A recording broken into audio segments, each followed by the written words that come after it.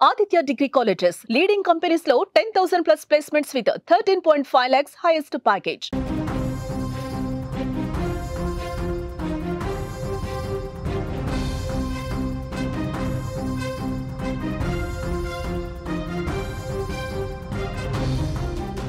గండికోటలో దారుణ హత్యకు గురైన బాలిక వైష్ణవి మర్డర్ మిస్టరీ వీడింది. కానీ ఆ హత్య చేసింది ఎవరు మాత్రమే తెలియాల్సి ఉంది. హంతకుడిని పోలీసులు ఆల్రెడీ గుర్తించారు. పోలీసులు అతనికి సంబంధించిన టెక్నికల్ ఎవిడెన్స్ని రికవర్ చేస్తున్నారు. హత్య చేయడానికి గల కారణాలేంటి అనేవి ఆరా తీస్తున్నారు. ఖచ్చితంగా సాయంత్రం లోపు హంతకుడిని మీడియా ముందు కూర్చోబెడతామని పోలీసులు చెప్తున్నారు. నిజానికి గండికోటకి వైష్ణవి ఎందుకు వెళ్ళింది అనేది ఒక్కసారిగా సీక్వెన్స్ చూస్తే 14వ తేదీ ఉదయం తన స్నేహితులతో కలిసి గండికోట ఏరియాని చూసేందుకు వెళ్తున్నామని చెప్పింది తల్లిదండ్రులకి. 14వ తేదీ ఉదయం 8 గంటల్లోపే ఇంట్లోంచి బయటికి వెళ్ళింది వైష్ణవి కుటుంబం పొద్దుటూరులో ఉంటుంది. వాస్తవానికి వీళ్ళ సొంతూరు ఎర్రగుంట్ల దగ్గర ఒక చిన్న పల్లె. ఆ పల్లె నుంచి వైష్ణవి ఫ్యామిలీ మొత్తం ప్రొద్దుటూరుకి షిఫ్ట్ అయింది. ప్రొద్దుటూరు నుంచి ఆమె ఒక కాలేజ్లో చదివేది. ఆ కాలేజ్కి నుంచి ఫ్రెండ్స్ అంతా కలిసి, అంటే ఇంటర్ చదువుతోంది వైష్ణవి. ఇంటర్లో ఉన్న ఫ్రెండ్స్ అంతా కలిసి గండికోటకు వెళ్తున్నాం, గండికోటలో సైట్ సీయింగ్కి వెళ్తున్నామని తల్లిదండ్రులతో చెప్తే గండికోటకు పంపించారు. కానీ వైష్ణవి ఫ్రెండ్స్తో వెళ్ళలేదు గండికోటకి. వైష్ణవి తన ప్రియుడు ఎవరైతే ఎర్రగుంట్లలోని తమ సొంత ఊర్లో ఉండే లోకేష్ అనే ప్రియుడి బండి పైన వెళ్ళింది. గండికోటకు వెళ్ళే ముందే మీరు స్క్రీన్లో చూడొచ్చు లోకేష్తో వైష్ణవి ఉన్న సీసీటీవీ ఫుటేజ్. ఇతనే లోకేష్. ఈ లోకేష్ వైష్ణవిని లోకేషే చంపాడని మొదట అంతా అనుకున్నారు. కానీ ఇప్పుడు పోలీసుల విచారణలో సీన్ అంతా రివర్స్ అయింది. కథ మొత్తం మలుపు తిరిగింది. అది ఊహించని మలుపుగా మారుతోంది. ఎవ్వరూ అంచనా వేయని మలుపుగా మారుతోంది. వైష్ణవిని చంపింది ఎవరో ఖచ్చితంగా పోలీసులకు తెలుసు. అతని ఫోటోలు, అతని సీసీటీవీ ఫుటేజ్, అతను హత్య చేస్తున్న సందర్భానికి సంబంధించిన విజువల్స్ అన్నీ పోలీసుల దగ్గర ఉన్నాయి. మీరు గండికోటలో పోలీసులు రీసెర్చ్ చేస్తున్న వీడియోస్ చూస్తున్నారు.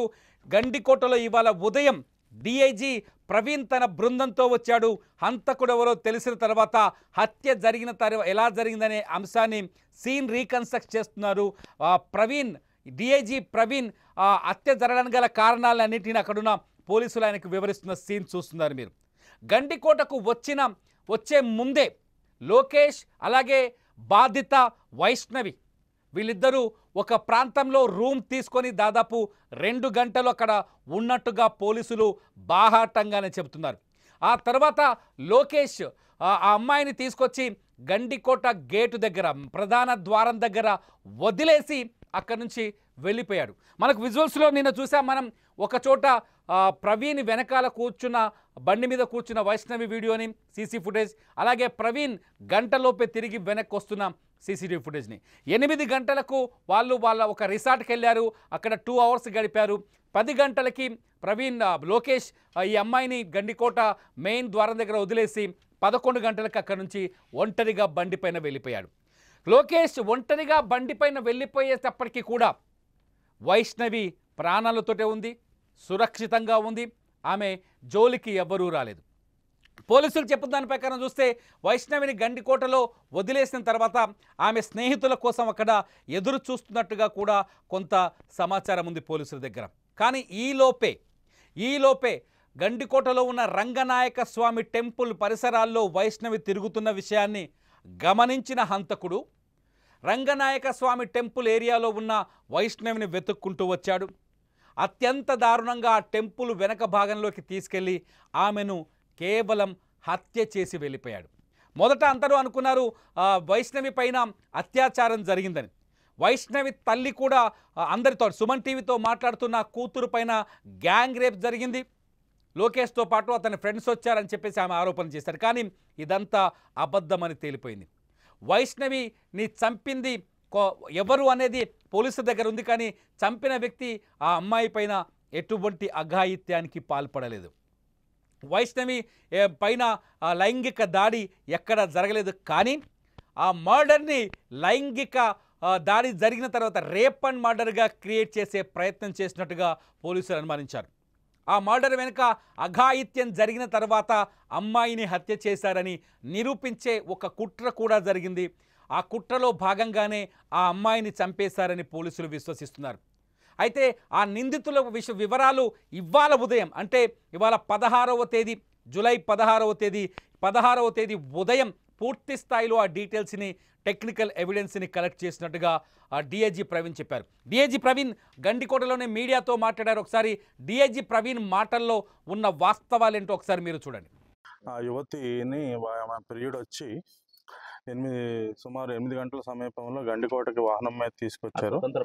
తీసుకొచ్చిన తర్వాత ఒక ప్రైవేట్ లాడ్జ్లో 2 గంటలు ఇద్దరు గడిపారు. గడిపిన తర్వాత గండికోట గుమ్మం దగ్గరలో, కోట గుమ్మం దగ్గరలో 10:40 విడిచిపెట్టి ఆయన పీరియడ్ వెళ్ళిపోవడం జరిగింది. తర్వాత 11 గంటల సమీపంలో ఈ రంగనాయక స్వామి మందిరంలో ఆమె బ్యాగ్ వేసుకుని నడుచుకుంటూ ఉంటాం అనేది మనకి తెలిసింది. తర్వాత ఏం జరిగింది అనేది తెలియదు. నిన్న ప్రొద్దుట ఆమె శవమై మనకి ఇక్కడ ఈ రంగనాథ స్వామి ఆలయం వెనక భాగంలో ఆమె శవం పడి ఉండటం, ఆమె ఏమంటారు టాప్ పైన వేసుకున్న వస్త్రాలు ఒలిచి వేసి ఉండటం అన్నీ చూసాం. చాలా దిగ్భ్రాంతి కలిగించింది. దీని మీద మనం అన్ని కోణాల్లోనూ ప్రస్తుతం అన్ని కోణాల్లోనూ దర్యాప్తు చేస్తున్నాం. దీనికి సంబంధించి మనకి కీలకమైన క్లూలు ఈరోజు ఉదయం మనకు లభించడం జరిగింది.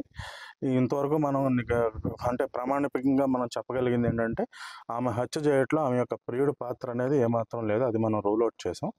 ఎవరు చేశారనే దాని మీద అయితే మనం ఖచ్చితమైన క్లూస్ అయితే మనకి ఈరోజు ఉదయం లభించడం జరిగింది. ఉదయం కూడా కాదు, మేము ఇక్కడికి వచ్చే సమయంలోనే మాకు లభించాయి. అదేమిటనేది నాకు ఒక ప్రగాఢ ఆత్మవిశ్వాసం ఏంటంటే మనకున్న క్లూస్ దృష్ట్యా మనకి ఈరోజు ఎట్టి పరిస్థితుల్లో ఈరోజు ఈ యొక్క కేసు ఏదైతే ఉందో పూర్తిగా మనం ఛేదించే అవకాశం ఉంది. ఆమె పైన ఎటువంటి లైంగిక దాడి అయితే జరగలేదు. ఆయన వాళ్ళ పెద్దనాన్న కొడుకు అయితే రావడం జరిగింది. వచ్చి వెంటనే 20 నిమిషాల్లో వెళ్ళిపోయాడు. సో మనకు ప్రస్తుతానికి ఏమిటనేది పూర్తి తెలీదు. మనకైతే కొన్ని సర్టన్ క్లూస్ అయితే దొరికాయి. అది మీకు సాయంత్రం 9 లోపు మీకు ఎస్పీ గారు ఖచ్చితంగా మీకు ఛేదిస్తారు. ఇది ప్రవీణ్, డిఐజీ ప్రవీణ్ చెప్పిన మాటలు. ఆయన పెదనాన్న కొడుకు, అంటే వైష్ణవి పెదనాన్న కొడుకు సురేంద్ర పేరు కొంత ప్రచారం జరుగుతుంది. అతని పాత్ర ఉందనే చర్చ కూడా మీడియాలో జరుగుతుంది. కానీ వాస్తవాలు ఇంకా బయటకు రావాల్సి ఉన్నాయి. సురేంద్ర ఫోటోలు కొంత సోషల్ మీడియాలో కూడా హల్చల్ అవుతున్నాయి. కానీ సురేంద్ర 2 రోజులుగా తన చెల్లెలి మరణం పట్ల తీవ్రమైన బాధను, వ్యధతో కనిపిస్తున్నాడు. తన చెల్లెలిని హత్య చేసిన వాళ్ళని కఠినంగా శిక్షించాలని చెప్తున్నారు. కానీ ఇతనే అనుమానితుడనే చర్చ కూడా జరుగుతోంది. కానీ ఇందులో పోలీసులు ఇంకా ఎటువంటి స్పష్టమైన ధృవీకరణ ఇవ్వలేదు, అధికారికంగా చెప్పలేదు. సురేంద్ర మాత్రం తన చెల్లెలి మరణానికి కారణమైన వ్యక్తుల్ని కఠినంగా శిక్షించాలంటున్నాడు. సురేంద్ర తన చెల్లెలి కోసం బాధపడుతున్నారు. అయితే గండికోటకి వైష్ణవి అట్లాగే లోకేష్ వచ్చిన తర్వాత 20 నిమిషాల పాటు సురేంద్ర గండికోటకి ఎందుకు వచ్చాడు, అక్కడ ఏం చేశాడు, ఏం చూసి వెళ్ళాడనేది మాత్రం ఇక్కడ $1 మిలియన్ ప్రశ్నగా మిగిలిపోతుంది. పోలీసులు మాత్రం చెప్తున్నారు తమ దగ్గర టెక్నికల్ ఎవిడెన్స్ ఉంది, తమ దగ్గర పూర్తి ఆధారాలు ఉన్నాయి, ఆధారాలని తీసుకున్న తర్వాతే హంతకుడిని గుర్తించాం, ఇవాళే దొరికాయి హంతకుడికి సంబంధించిన పూర్తి వివరాలు చెప్తున్నారు. ఈరోజు సాయంకాలం లోపు హంతకుడిని అరెస్ట్ చేస్తామని చెప్తున్నారు. మొత్తానికి గండికోట అనేది ఆంధ్రప్రదేశ్లో అత్యంత ప్రాధాన్యత కలిగిన ఒక పర్యాటక ప్రాంతం. గండికోటని పర్యాటక కేంద్రంగా అభివృద్ధి చేయడానికి ఆంధ్రప్రదేశ్ ప్రభుత్వం తీవ్రంగా ప్రయత్నిస్తోంది. అటువంటి చోట ఇటువంటి దారుణం జరగడం అనేది మొత్తం కీర్తి ప్రతిష్టలకు, గండికోట కీర్తి ప్రతిష్టలకే మాయని మచ్చగా మారుతుంది. గండికోటలో ఇటువంటి సంఘటనని ఎవరు ఎక్స్పెక్ట్ చేయరు. కాబట్టి పోలీసులు చాలా సీరియస్గా తీసుకున్నారు ఈ కేసుని. వైష్ణవి హత్య కేసుని చాలా వీలైనంత తొందరగా ఛేదించే పనిలో పడ్డారు. మొత్తానికి ఒకసారి వైష్ణవి కథలోకి వెళ్తే, వైష్ణవి ఇంటర్ చదువుతోంది. లోకేష్ అనే వ్యక్తితో ఆమెకు సంబంధం ఉన్నట్టుగా తెలుస్తోంది. లోకేష్ని తప్పించుకోవడానికి ఆమె కుటుంబం వైష్ణవితో పాటు మొత్తం ఫ్యామిలీ పొద్దుటూరుకి షిఫ్ట్ అయింది. పొద్దుటూరుకి షిఫ్ట్ అయిన తర్వాత కూడా లోకేష్ వైష్ణవిని తరచూ కలుస్తూ ఉండేవాడు. గండికోటకు వచ్చే ముందు కూడా లోకేష్ వైష్ణవిని కలిశాడు. వైష్ణవితో ప్రైవేట్గా ఒక ప్లేస్లో 2 అవర్స్ ఉన్నాడు. ఆ తర్వాత వైష్ణవిని తీసుకొచ్చి గండికోట మెయిన్ గేట్ దగ్గర వదిలేసి అక్కడి నుంచి వెళ్ళిపోయాడు. అంటే లోకేష్ వైష్ణవితో ఉన్నంతసేపు ఆమె సేఫ్గానే ఉంది, ఆమె పైన ఎటువంటి దాడి జరగలేదు, ఆమె ప్రాణాలతోనే ఉందని పోలీసులు నిర్ధారణ చేసుకున్న తర్వాతే ఇదంతా రూల్డ్ అవుట్ అని చెప్తున్నారు పోలీసులు. లోకేష్ పాత్ర, వైష్ణవి ప్రియుడు లోకేష్ పాత్ర లేదని చాలా స్పష్టంగా ధృవీకరిస్తున్నారు పోలీసులు. మొత్తంగా మరి హంతకుడు ఎవరు అనుకుంటున్నారు? మీరెవరు అనుకుంటున్నారు హంతకుడు? నిజానికి వాళ్ళ అన్న పేరు తెరపైకి వస్తుంది కానీ పోలీసులు ఇప్పుడు ఇంకా అధికారికంగా ప్రకటించలేదు, చెప్పలేదు. అందులో మనకు ఎటువంటి ఆధారాలు కూడా కనిపించట్లేదు. సో ఇది కేవలం ఇప్పటికైతే ప్రచారం మాత్రమే. మరి అసలు హంతకుడు ఎవరై ఉంటారు? ఆ అమ్మాయి పైన అఘాయిత్యం చేయకుండా హత్య చేసి వెళ్లాల్సిన అవసరం వాళ్ళకేమొచ్చుంటుంది? మీరు ఈ వీడియో కింద కామెంట్ చేయండి. చూస్తూనే ఉండండి వైష్ణవి హత్యకు సంబంధించిన live updates Suman TV digital లైవ్లో.